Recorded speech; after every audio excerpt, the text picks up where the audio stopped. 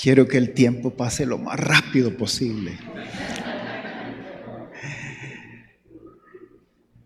Damos gracias a Dios, hermanos, por la oportunidad que tenemos de poder estar aquí hoy para exaltar. Hemos exaltado a nuestro Dios, hemos alabado a nuestro Dios y queremos ahora que Él nos enseñe. Aprendamos de su palabra. Mi nombre, bueno, ya lo dijeron, mi nombre es Oscar Madrid. Digo mi nombre porque yo creo que del hermano Wilmer, del tiempo de la pandemia para acá, hay nuevas personas, nuevos miembros dentro de la iglesia. Ya días no estoy por aquí. Hablo aquí arriba, he estado por allí, ahí por una de las bancas. Y doy gracias a Dios. Doy gracias a Dios por la oportunidad, porque esta es una oportunidad, un privilegio que Dios concede a cada uno de nosotros. El privilegio de poder hablar de su palabra, de dar testimonio de su palabra. Y es un privilegio. Hemos estado quizás por allí sentados porque hemos estado viajando un poco. Tenemos 3 muchachos, ¿verdad? Que uno está en Guatemala y 2 están en Tegucigalpa y hemos estado ahí siempre pendiente de ellos, viajando. Hay que estar ahí pendiente de ellos, hermanos. Hay que estar pendiente. Nuestro primer ministerio, hermanos, es la familia. Ese es nuestro primer ministerio. Dios, allá en Génesis, Dios le dijo a Adán, ¿dónde estás? ¿Por qué te escondes? Dios demanda de cada uno de nosotros y va a demandar de cada uno de nosotros de lo que hemos hecho con nuestras familias. ¿Dónde están nuestras familias? ¿Dónde has estado? ¿Dónde te has escondido? Y tenemos que responder, hermano, pero a Adán fue que le habló. Las mujeres dirán, eso no es mi responsabilidad, es nuestra responsabilidad. Usted también está incluida ahí. Es nuestra responsabilidad. Y ese es nuestro primer ministerio, la familia. Tenemos que responder por ellos. Hemos estado pendientes de ellos, necesitan siempre estar pendientes ellos.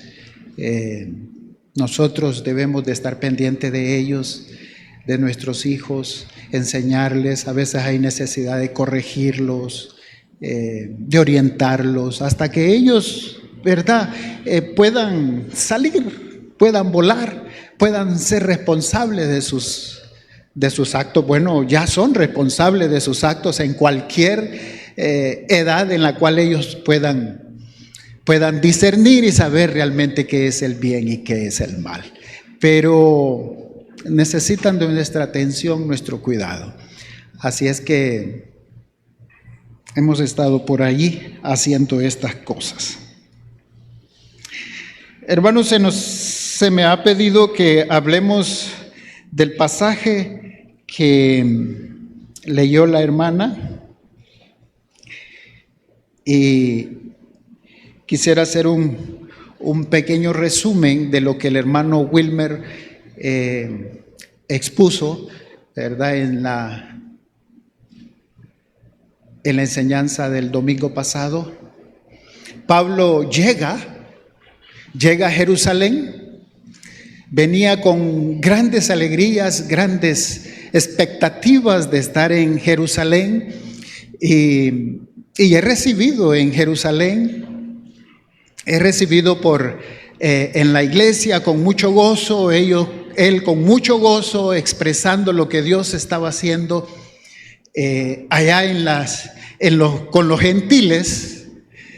Había habido muchas cosas que Dios estaba haciendo ahí y fue recibido por los ancianos, por Jacobo Santiago, que era el pastor de esa iglesia en Jerusalén. Pero él tenía que hacer una especie de ritual, una especie como de limpieza, de lavado, de purificación, porque había estado en esos lugares con los judíos, y eso para el pueblo judío, según la ley, debía de recibir, purificarse, porque venía de estar con personas que no deberían de ser salvos según los judíos. Y mientras Pablo estaba en ese proceso de purificación, en esa semana, en el 6º día que debía de culminar esto, unos hombres judíos se levantaron en la iglesia en alboroto, en una sedición, pudiéramos decir, un alboroto, y comenzaron a profesar palabras de Pablo, que había enseñado cosas que no debería de haber enseñado, que iban en contra de la ley, que había introducido en la iglesia personas gentiles que no deberían de estar en ese lugar, dentro de la iglesia.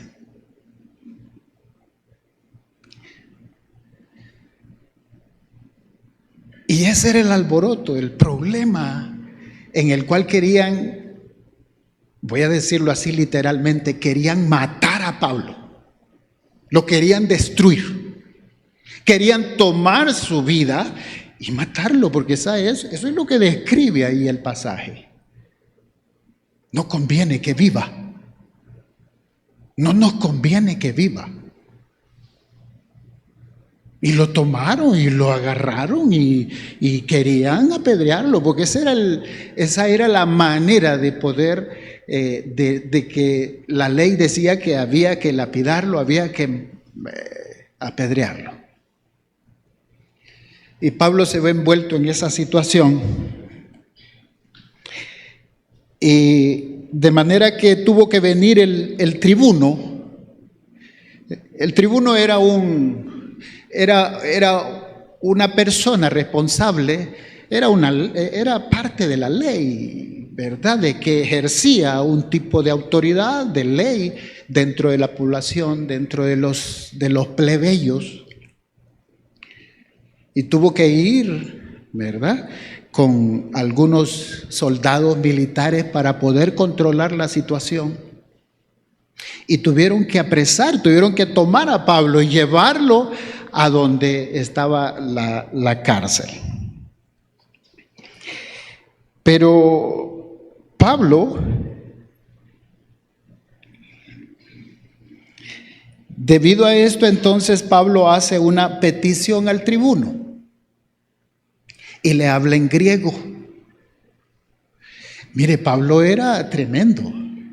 Era un hombre que bien lo describió el hermano Wilmer, la enseñanza pasada lo describió, y era un hombre muy talentoso, un hombre con autoridad en la palabra que él expresaba.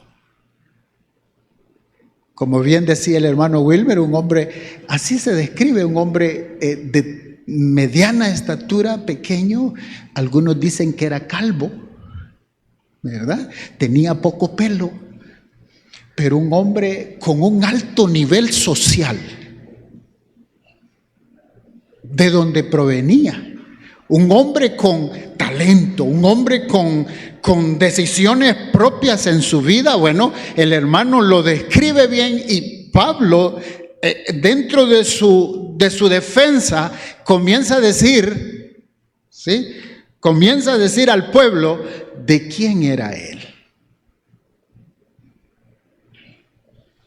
a dónde había recibido sus enseñanzas, de dónde procedía. Fariseo, completamente fariseo, enseñado en esa línea del fariseísmo. un hombre con mucha capacidad, inteligente. Y le habla en griego y le hace la petición al tribuno. Y el tribuno entonces lo confunde. Y cree el tribuno y le dice: tú no eras aquel, un profeta falso, egipcio, que había estado haciendo también una situación de sedición. Se había levantado contra el pueblo romano para que, como el pueblo romano estaba gobernando, estaba en autoridad en el pueblo judío, entonces se levantaban algunos en contra de la autoridad del pueblo romano. Y el tribuno entonces lo confunde y le dice: tú no eras aquel que estaba haciendo aquellas revueltas allá. El caso es que Pablo entonces, el tribuno le concede realmente poder hablar ante el pueblo. Eso de sedición, hermanos, ¿qué es eso de sedición? Sedición, dice, es un delito contra el orden público con revueltas colectivas y tumulto realizado por la fuerza y fuera de las vías legales. Ya nosotros estamos bastante familiarizados con eso. Aquí se hacen muchas cosas aquí en Honduras, revueltas y cuántas cosas que de repente algunas de ellas están fuera de la legalidad. Entonces estamos ya bastante familiarizados con este tipo de situaciones. Y eso era sedición, eso es sedición. Y a Pablo lo querían entonces apresar, matar, y Pablo comienza a presentar su defensa ante el pueblo que le acusaba en lengua hebrea. Allá le habló en griego, ahora va a hablar en lengua hebrea, porque el pueblo era hebreo, estaba en Jerusalén, y él entonces aprovechaba la oportunidad para poder expresarse de esa manera. Y el pueblo cayó y el pueblo le escuchó. Al ver que estaba hablando en lengua hebrea, el pueblo entonces puso atención a lo que él quería expresar.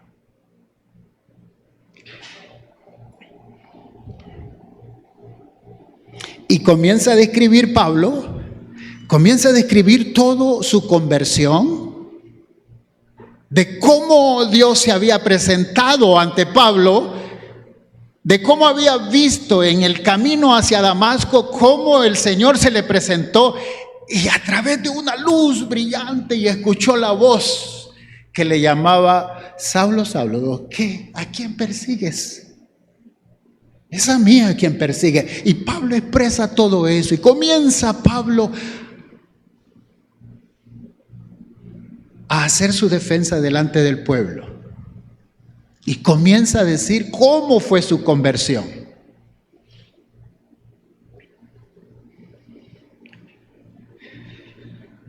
¿No ha visto usted, hermano, que muchas veces Dios hace cosas, y Dios está haciendo cosas en la vida de nosotros a diario, todos los días, y a veces no percibimos eso? No le damos a veces la importancia. Pero Dios está actuando y está transformando y está cambiando nuestras vidas. Todos los días está haciendo cosas en la vida de cada uno de nosotros. Pero ¿sabe qué es lo que nos sucede? Que a veces tenemos, no sé, es miedo, pena. No sé qué irán a decir si comentamos y decimos qué es lo que Dios ha hecho en nosotros. Y a veces callamos muchas veces. Pero Pablo lo hace con denuedo y lo hace con mucha euforia, y dice: de esta forma Dios me llama y Dios se me aparece a ese pueblo.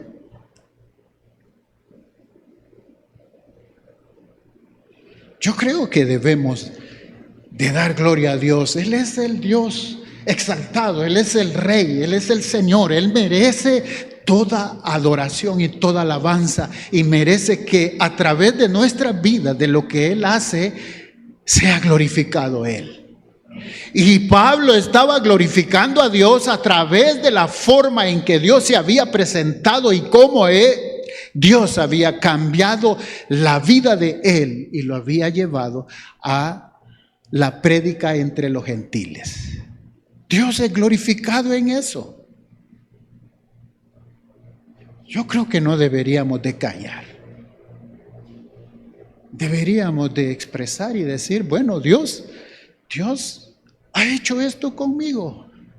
Dios hace esto y Dios va a hacerlo, va a actuar de una forma con usted, no va a actuar como conmigo, ni conmigo, va a actuar con Él, de la forma en que Él actúa, que Dios hace las cosas con Él. No es Dios, somos únicos para Dios. Y Él hace las cosas como Él quiere con cada uno de nosotros. Y a veces de forma sencilla. Yo quiero expresarle algo. Yo recuerdo, hermano, que en ese tiempo de la pandemia, estos muchachos, dos de ellos, de nuestros hijos, estaban en ese proceso y estaban por Zoom recibiendo sus clases y tenían que presentar un proyecto en el colegio. Y pues hicieron una especie de una turbina que debía de ser para generar energía. Sencillo, pero necesitábamos realmente corriente de agua para poder generar aquello que diera vuelta, esa especie de turbina, para poder generar y tomar una especie de video y poder presentarlo. Pues entonces decidimos ir aquí a la cuenca de Honduras. Pues yo creo que ahí debe de haber, ahí hay río, ahí hay corriente de agua. Pues nos fuimos aquí por el 911 y hay una gran bajada y bajamos, fuimos hasta allá, pues íbamos con grandes expectativas, vamos a hacer esto, pero lamentablemente, hermano, no encontramos agua, no había agua.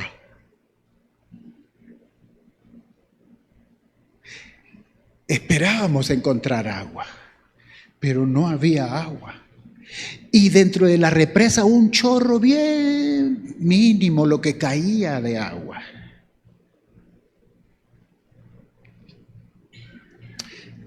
Es triste, hermano. Es triste esto. Vamos a sufrir por el agua, ya estamos sufriendo por el agua. Ya nos está viniendo el agua cada 15 días, cada 10 días, cada 3 semanas nos está viniendo, pero no nos importa. Eso que decían estos judíos, no nos conviene. No nos conviene que Pablo viva. No nos convienen ciertas cosas. No nos convienen ciertas cosas. Con tal sea nuestra conveniencia, no importa lo que suceda o lo que no suceda. Lo importante es que sea mi conveniencia.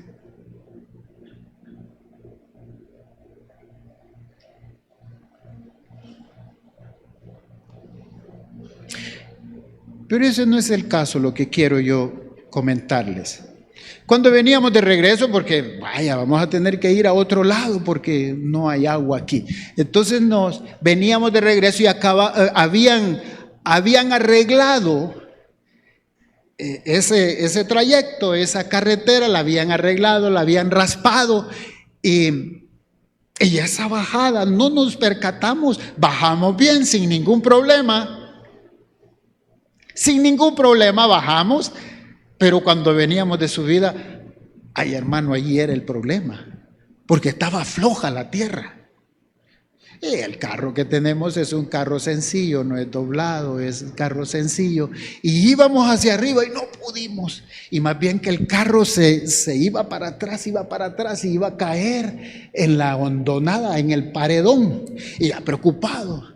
Y ya para llamar a algo, una grúa que nos pudiera, ¿verdad?, remolcar, llevarnos, preocupados, andábamos todos. Y en eso vemos un hombre relativamente joven, un hombre joven, que se estaciona ahí arriba en un taxi. Y entonces él se bajó, llegó hasta donde estábamos nosotros, y entonces viene y pues me dijo que le diera la llave del carro. Pues yo se lo di, preocupado, ¿verdad? Ahí en la situación que estábamos pasando. Entonces él se subió al carro, lo sacó de ahí, se fue hacia el inicio de la cuesta, agarró envión de ahí y pum, tum, tum, en esta forma y pam, pam, pam, pam, y arriba.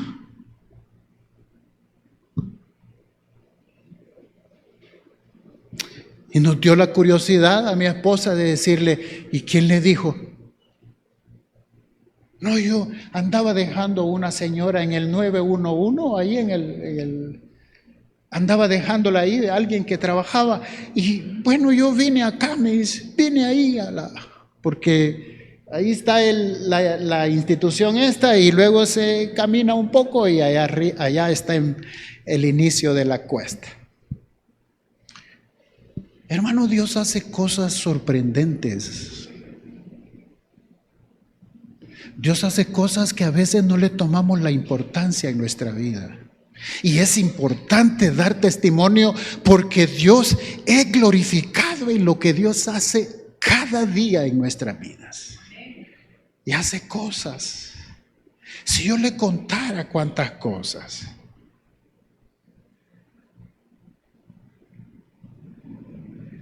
Es necesario poder expresar como Pablo expresaba estas cosas delante del pueblo, para que el pueblo también, además de su defensa, hubiera un testimonio de que Dios es grande, que Dios es misericordioso.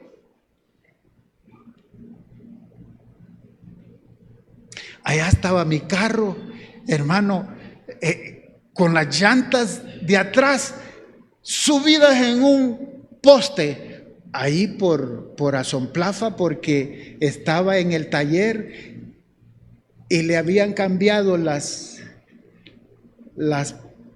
fricciones, las pastillas, las fricciones de adelante, y yo lo encendí el carro y yo ni el mecánico me dijo, usted tiene que bombearlo para que agarre. No lo bombeé y lo encendí, y cuando quise meter el cambio, se me fue para atrás y iba para atrás y iba para atrás. Hermano, ahí hay una gran cantidad de carros que corren en ese trayecto hacia el semáforo de la calle, y no había un carro ni una persona que se pudiera atravesar para poder, y allá fui a quedar solo Dios. Solo Dios puede hacer eso. Y Dios lo puede hacer y lo ha hecho con usted de alguna u otra manera. Pero Dios actúa de la forma como Él quiere con cada uno de nosotros. Dios es bueno. Dios es bueno. Y Pablo estaba en esta situación.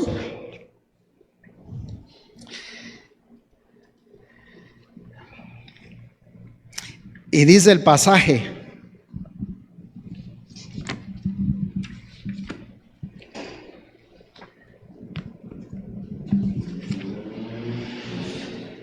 y le oyeron. Otra de las cosas que me ha ocurrido, hermanos, es que ahora ya no puedo leer sin lentes.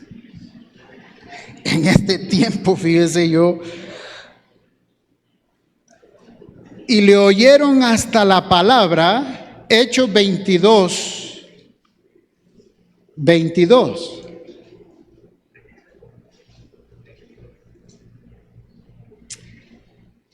Señor, gracias te damos en esta hora y queremos exaltar tu nombre. Hemos alabado tu nombre, hemos exaltado tu nombre, Señor, con cánticos, con nuestras ofrendas, con testimonio. Señor, seas exaltado tú en lo que nosotros expresamos, en lo que nosotros hacemos. En esta tu palabra es verdad. Y tu palabra, Señor, penetra hasta lo más profundo de nuestros corazones. Y nos corrige, nos enseña. Señor, nos exhorta. Señor, queremos que tú puedas ayudarnos a entender, Señor, tu palabra, a comprenderla. Muchas gracias, Señor. Muchas gracias por todo lo que tú haces, por lo que estás haciendo dentro de tu pueblo. Estás formando, estás transformando, estás corrigiendo, estás trayendo nuevas personas, Señor, a tu pueblo para que puedan recibir también, Señor, el don de la salvación. Señor, muchas gracias. Ayúdanos, Señor, a poder recibir tu palabra con corazón, Señor, sincero, con corazón humilde, con corazón abierto, dispuesto, Señor, a recibirla. Oramos, Señor, en el nombre de Cristo Jesús. Amén. Entonces dice Pablo en manos del tribuno y le oyeron hasta esta palabra. Entonces alzaron la voz diciendo: quita de la tierra a tal hombre, porque no conviene que viva. Y como ellos gritaban y arrojaban sus ropas y lanzaban polvo al aire, mire que Pablo había hablado y había dado testimonio de cómo Dios, cómo Cristo había transformado su vida, pero estábamos frente a un pueblo que tenía corazón endurecido, un corazón cauterizado. Un corazón que no entendía estas cosas. Porque cuando el corazón está fuera de Cristo, cuando el corazón está sin Cristo, es un corazón totalmente inclinado al mal, al pecado. Este pueblo estaba en esa condición. Si eran judíos y estaban dentro de la iglesia,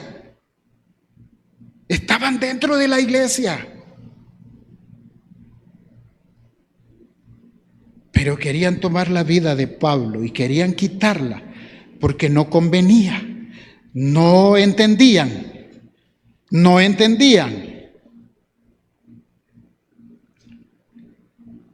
Tenían un corazón endurecido, una conciencia cauterizada. ¿Qué es eso de cauterizado? Los médicos aquí pueden, dice a veces cuando la vesícula ha tenido muchas inflamaciones y muchos dolores, entonces se va como cicatrizando, se va poniendo dura.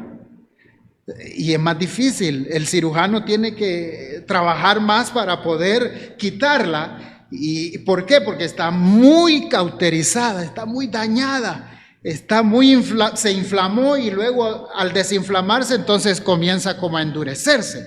Entonces así es, una conciencia cauterizada, está cicatrizada, no penetra nada, no es sensible. No es sensible a la palabra, no es sensible a lo que Pablo estaba explicando. No lo entendían, no comprendían eso. Más bien lo consideraban como anatema, como algo que no podía hacer.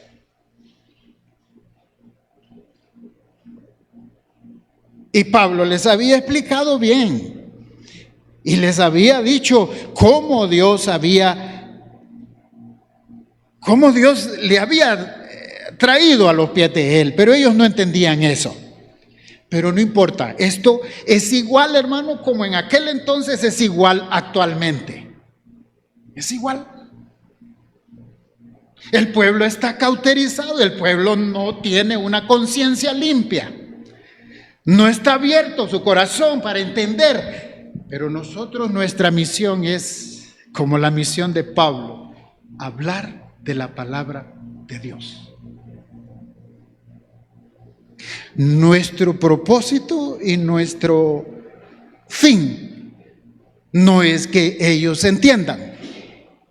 ¿Quién hace esto de entender? El Espíritu Santo. El Espíritu Santo es el que convence de pecado. Esa no es nuestra misión. Nuestra misión es hablar, es dar testimonio. Esa es nuestra misión. El que va a convencer de pecado es el Espíritu Santo. Eso nosotros no vamos a convencer a nadie.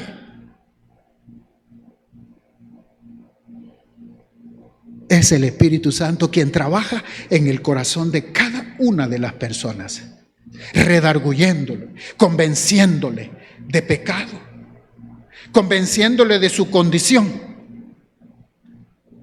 Así es que eso es lo que nosotros debemos hacer, y nuestra misión es esa: llevar el evangelio a toda criatura. Al que creyere será salvo. No todos creerán. Ese no es nuestro trabajo. El que convence entonces es el Espíritu Santo. Su conciencia estaba cauterizada. La conciencia, hermanos, ¿qué es la conciencia?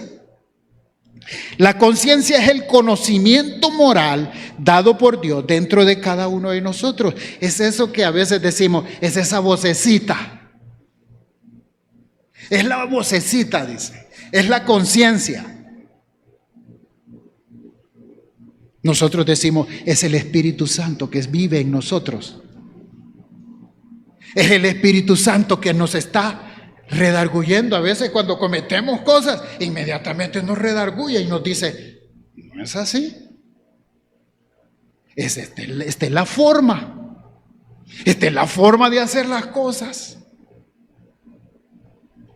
Esa es la conciencia. La conciencia es el conocimiento moral, claro. Ese conocimiento moral lo obtenemos a través de su palabra, pero a través de todo un proceso de aprendizaje en nuestras casas, en nuestros hogares. Es ese aspecto moral dado por Dios dentro de cada uno de nosotros. Pablo habla de estos hombres que tienen la conciencia cauterizada en 1 de Timoteo 4:2. Dice, por la hipocresía de mentirosos que teniendo cauterizada la conciencia.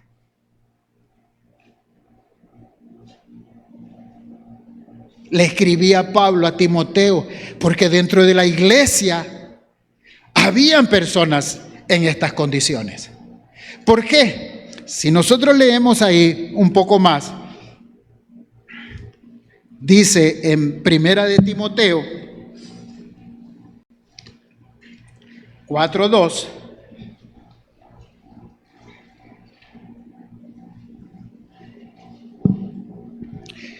por la hipocresía de mentirosos que teniendo cauterizada la conciencia, prohibirán casarse y mandarán abstenerse de alimento que Dios creó para con acción de gracias participen de ello los creyentes y los que han conocido la verdad. Estos estaban frente a Pablo y le decían, lo que tú estás haciendo no es correcto. No está bien. Pero ellos no entendían el plan de Dios. Ellos no entendían a lo que Pablo había sido escogido para llevar ese mensaje al pueblo gentil. Hermanos, nosotros también estábamos siendo excluidos y nosotros somos gentiles. Estábamos siendo excluidos de la salvación de Cristo Jesús. Los judíos decían que era para ellos, que no había nadie más que tenía que ser salvo.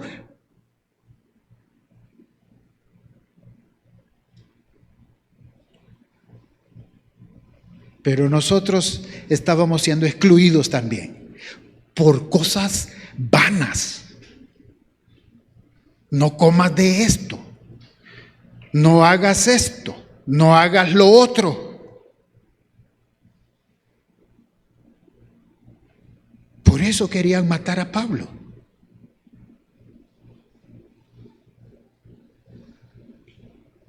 Por cosas que no tenían ningún sentido. Por el propósito de Dios. ¿Por qué? Porque no convenía. ¿Qué era lo que no convenía, hermano? ¿No les convenía a ellos porque había algo personal que no les convenía? ¿O era probablemente apegado a cuestiones de tipo religioso? Por la ley. No conviene. No conviene tener a este hombre aquí.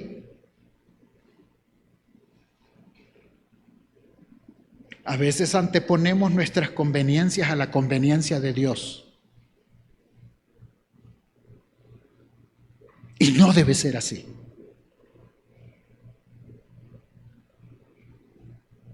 Nosotros tenemos que seguir el propósito de Dios, el plan de Dios, el camino de Dios. Y Pablo había sido llamado con un propósito. Y ese era el propósito de Dios. Pero ellos se anteponían al propósito de Dios porque ellos querían que su propósito fuera el que fuera resaltado.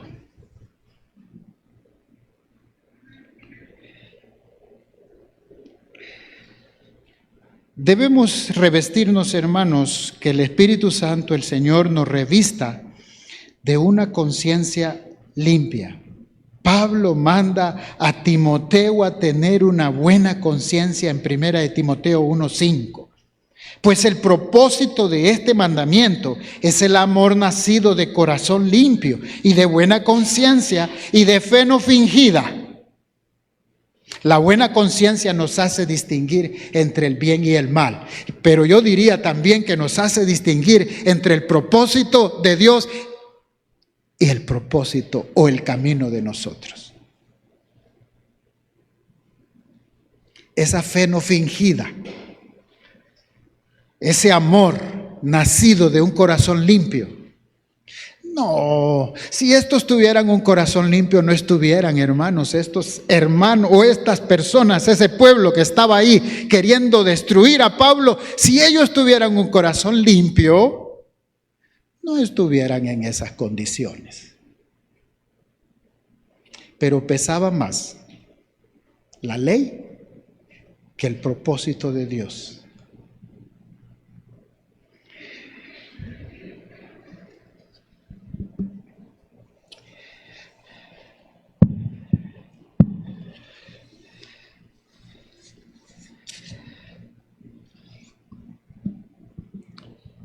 Debemos asociarnos con Dios en el propósito de Dios, en lo que conviene a Dios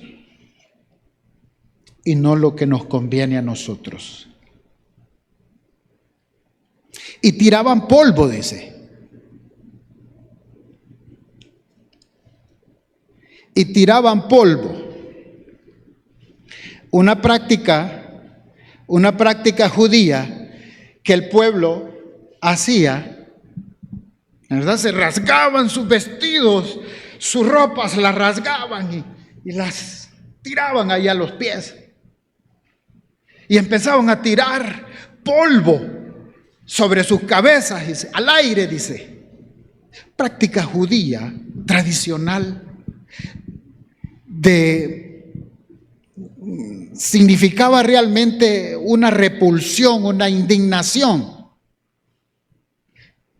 Pero también lo que significaba también era cuando había dolor.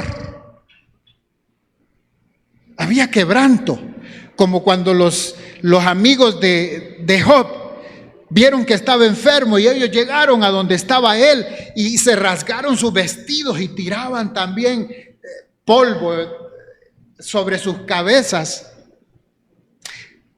apegándose al dolor de Job también por la condición en que estaban. Pero en este caso era una repulsión, era porque ellos consideraban una blasfemia lo que Pablo había hecho. Eso es lo que significa cuando ellos gritaban y arrojaban sus ropas y lanzaban polvo al aire. Y al ver esta condición, esa situación, entonces el tribuno mandó que le metiesen, el 24, versículo 24, mandó el tribuno que le metiesen en la fortaleza y ordenó que fuese examinado con azotes para saber por qué causa clamaban así contra él.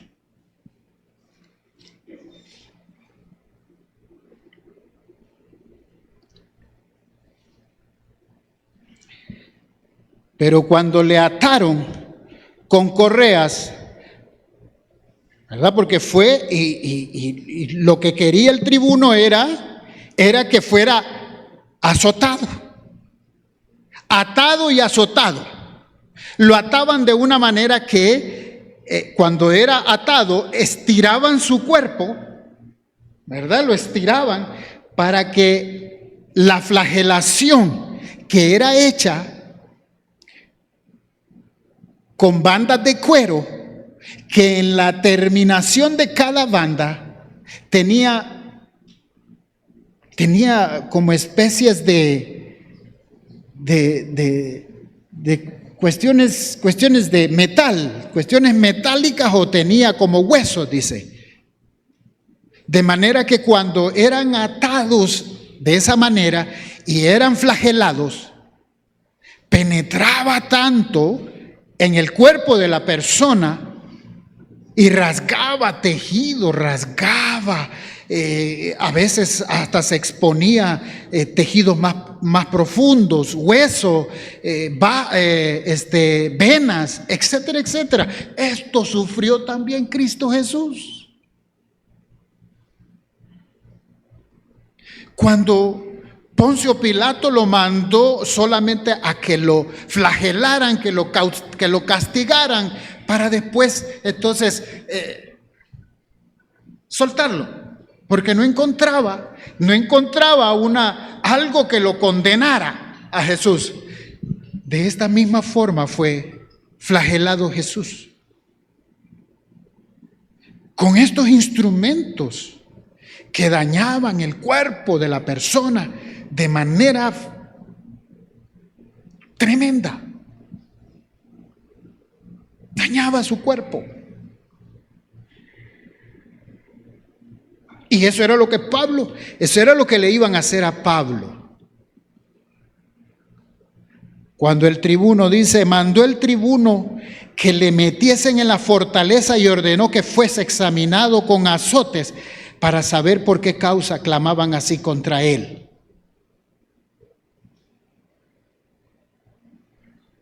Ya había escuchado el tribuno su defensa, la forma de cómo no había una razón alguna por el cual debía de ser acusado él.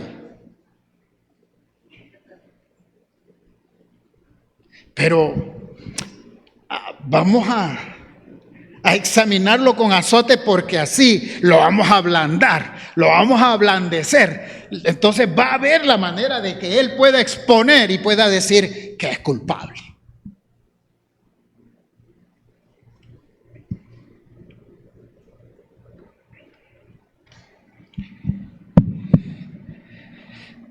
Pero cuando le ataron con correas, Pablo dijo al centurión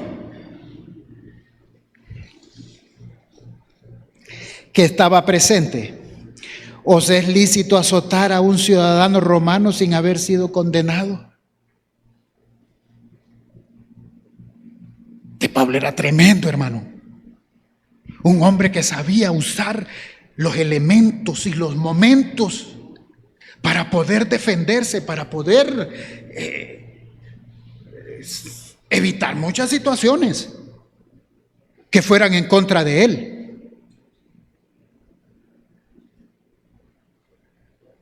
¿Ha estado usted, hermano? ¿Ha estado en alguna condición de esta naturaleza? No de ser flagelado, por supuesto, pero sí de que ha estado presente, por ejemplo, frente a un tribunal, ¿Ha estado usted? Por lo menos cuando lo llevaban a la gente, al alumno allá, a la dirección, en la escuela.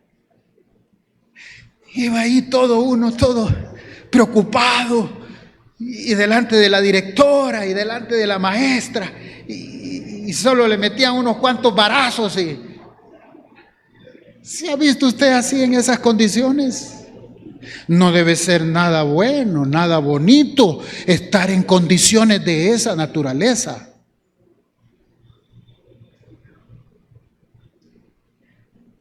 Hay temor, hay inseguridad, hay ansiedad, estrés. Ya me imagino yo ganas de llorar. Bueno, si a los hipotes allá ahora ya no les hacen nada a los hipotes. Ya no les hacen nada. Ya no los corrigen. En las escuelas solo dicen, acusarlo ante los derechos humanos.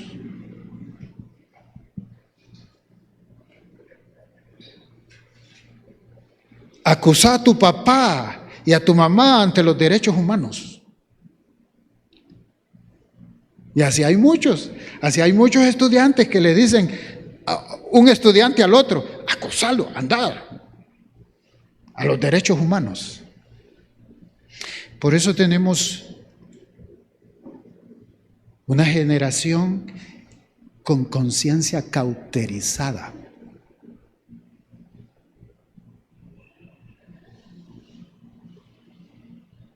Tenemos una generación deshumanizada. No sabemos quién es la autoridad. Pero en nuestros tiempos era eso, ¿eh? Lo llevaban a la dirección, al alumno, y allá hasta ganas de llorar le daban. ¿Verdad? El que realmente... Habían unos que, bravos ahí, ¿verdad? Muy envalentonados y no decían. Pero no debe ser nada fácil estar delante de una turba de gente y delante de una autoridad legal, un juez, tratando de defenderse cuando no ha hecho algo.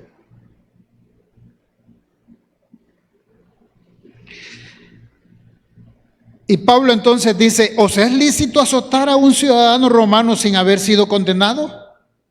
Pablo sabía, hermano. Pablo conocía la ley. Pablo sabía cuáles eran sus derechos. Pablo no era ningún tonto. Muy letrado, capaz, con conocimiento plano de las cosas.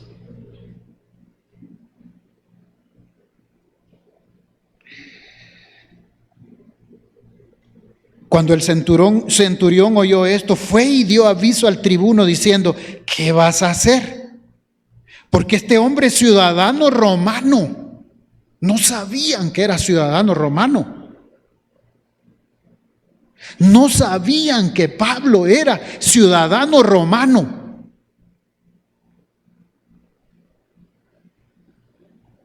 El apóstol Pablo tenía dos ciudadanías.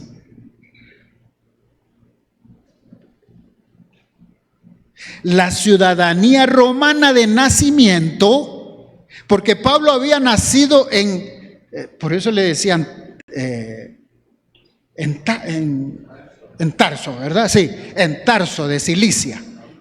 Y Tarso de Cilicia en aquel entonces había pasado a ser parte de Roma. Era una región de Turquía, del sur de Turquía, pero el imperio romano que gobernaba en toda esa zona de ahí, esa región había pasado a ser parte de Roma. Y los padres de Pablo, que eran judíos, pero estaban en Cilicia, yo no sé por qué razón estaba allí, pero eran gente de mucho nivel social, de clase social alta. Me imagino que tenían muchos recursos económicos. Y Pablo nació allí. Nació entonces allí en Cilicia, en Tarso. Y por lo tanto, entonces, como nació en esa zona, entonces tenía la ciudadanía romana. Es como usted, como yo, que nacimos aquí, somos hondureños. Pero si su papá es de Guatemala o su papá es de El Salvador, usted también tiene la ciudadanía. Si la alega y documenta de que su papá nació y es salvadoreño, usted tiene la ciudadanía salvadoreña también. Entonces aquí es donde la Constitución de la República dice el ius sanguini y el ius soli. El ius sanguini entonces dice que es el derecho por la sangre. Su papá es de allá. Entonces usted por la sangre, por ser hijo de ese, valga la redundancia, de ese padre, usted entonces también tiene la ciudadanía salvadoreña, guatemalteca, costarricense, de donde sea su papá. Y eso era lo que pasaba con Pablo. El ius soli es el derecho de suelo. Usted nació aquí, usted es hondureño. Pablo nació en Cilicia, es romano.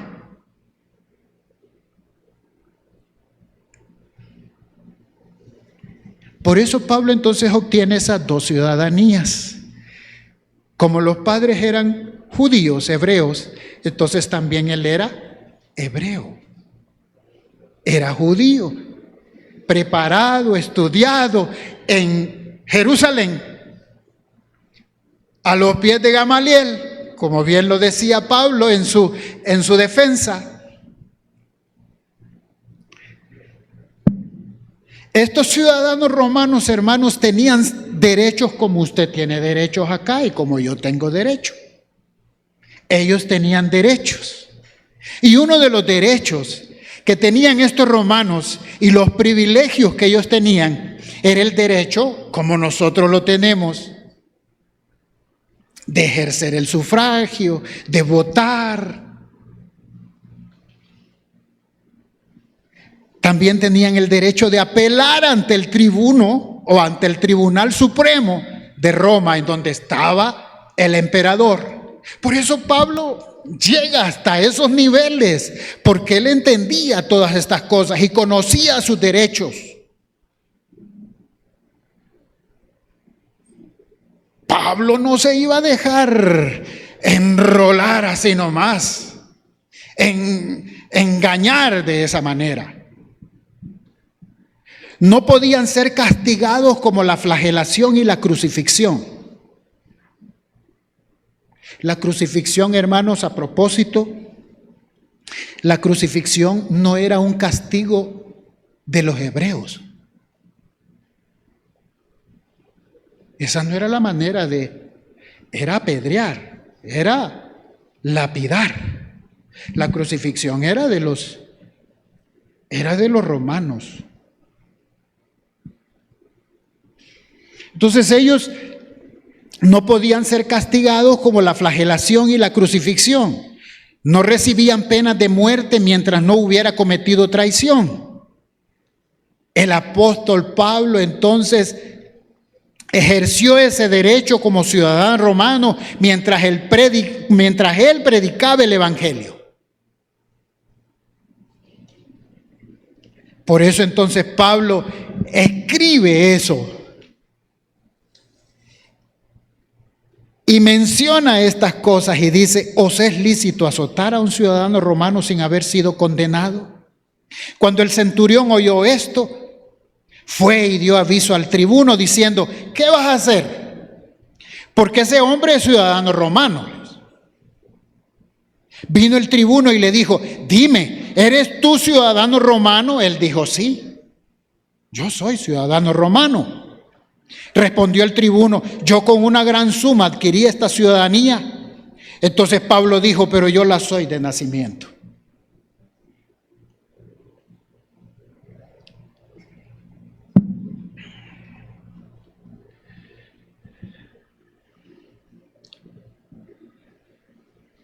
Esta autoridad entonces del tribuno obtuvo su ciudadanía por otros medios.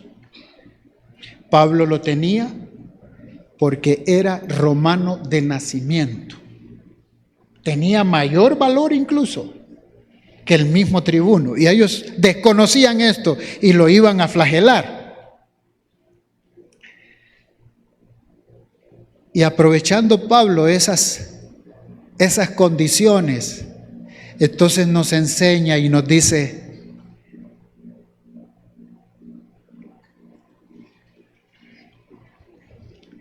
mas nuestra ciudadanía, dice, está en los cielos.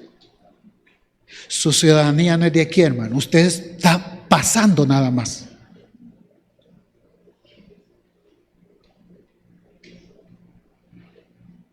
¿Cuántos tienen la ciudadanía celestial? Amén, hermano. Nosotros solo estamos pasando por aquí. Es una cuestión temporal. Y esto pronto va a ser. Pronto, hermanos. Dios está a las puertas. Dios está pronto para poder venir y rescatar a su pueblo de estas penumbras. Este mundo, hermanos, se está destruyendo. Este mundo se va a seguir destruyendo. ¿No hay que orar? No. Hay que orar. Pero aquí nada va a cambiar. Aquí nada va a cambiar. Va a ir de mal en peor. Pero el Señor viene por su iglesia. El Señor viene por su pueblo. Un pueblo que esté listo, preparado. Un pueblo que sea vestido con vestiduras resplandecientes, con lino fino. Debemos estar listos. Nosotros no somos de aquí. No somos de aquí. Preparémonos cada día. Tengamos nuestra lámpara encendida con aceite. Aunque cada vez el aceite, el diésel y la gasolina esté cada vez más cara, pero tengámoslo listo. El querosén está caro, pero necesitamos entonces vestirnos del querosén, de la palabra de Dios. Que esté llena nuestra lámpara, que esté encendida nuestra lámpara.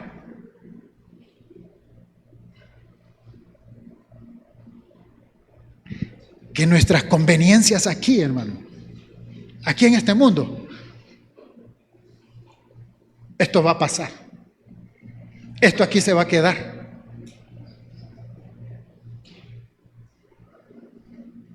No hay que hacer nada entonces, hay que acostarnos a dormir. No. No. Velemos. Estemos preparados, estemos listos, mas nuestra ciudadanía está en los cielos, de donde también esperamos al Salvador, al Señor Jesucristo. Quiero, hermano, que me permita leerle estos versículos que escribe Pablo en Filipenses 3, 7, 10. Filipenses 3, 7, 10. Pablo escribe estas palabras, hermano, usted debe de saberlo. De memoria, pienso, yo no me lo sé de memoria, pero hagámosla nuestras estas palabras sean que penetren en lo más profundo de nuestro corazón, porque a veces podemos estar más interesados y más convenientes hacia ciertas cosas. Y Pablo escribe esto porque Pablo tenía bien claro esta situación. Pero cuántas cosas eran para mi ganancia, las he estimado como pérdida por amor de Cristo. Y ciertamente aún estimo todas las cosas como pérdida por la excelencia del conocimiento de Cristo Jesús, mi Señor, por amor del cual lo he perdido todo y lo tengo por basura para ganar a Cristo y ser hallado en Él, no teniendo mi propia justicia, que es por la ley, sino la que es por la fe de Cristo. La justicia que es de Dios por la fe, a fin de conocerle y el poder de su resurrección y la participación de sus padecimientos, llegando a ser semejante a Él en su muerte. Vamos a ser transformados. Vamos a ser transformados. Este cuerpo mortal va a ser transformado en un cuerpo semejante al de Dios, celestial. Un cuerpo glorificado. Y ese es el propósito de Dios. Ese es el propósito de Dios en la vida de cada uno de nosotros. Que seamos igual a Él.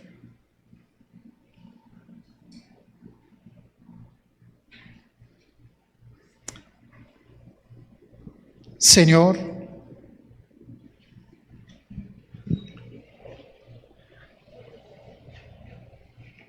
estamos, Señor, convencidos de que tu palabra penetra, Señor, hasta lo más profundo de nuestros corazones y transforma, cambia. Señor, que estas palabras que Pablo expresaba también puedan estar vivas, Señor, en nuestros corazones. En nuestros corazones, Señor.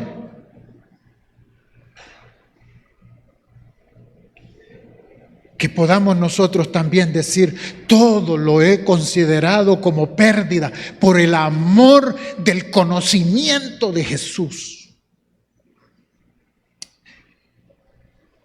Queremos conocerte, Señor, cada día. Queremos conocerte a través de tu palabra. Enséñanos, muéstranos cada día, Señor, tu camino. Que tu palabra, Señor, esté presente en nuestros corazones día a día. Y que podamos estar, Señor, listos, dispuestos para poder estar contigo.